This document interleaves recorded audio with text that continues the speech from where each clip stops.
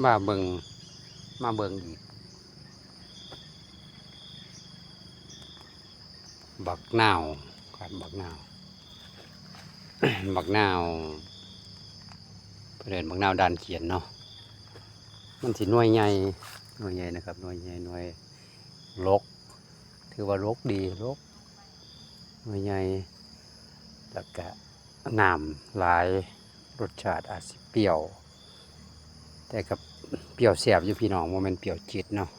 หน่วยใหญ่มันจะขนาดนั้นเลยแหละสุกเหลืองต้นก็ลักษณะคือบักนาวบานเฮาเนี่ยแหละต้นใบหน่อย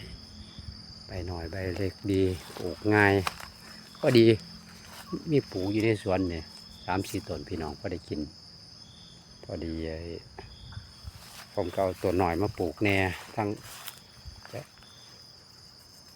ถ้าแก่สวนเพื่อก็ปลูกแน่นะพอเขามาเห็ดสวนแล้วก็ปลูกไว้กินน้ำมันให้หน่วยดกดีงานี่สิดกปกติงาก่อนกระดกแต่ตอนนี้มันชุกมันหล่นเบิดพี่น้องมันหล่นอยู่เขื่อนร้าย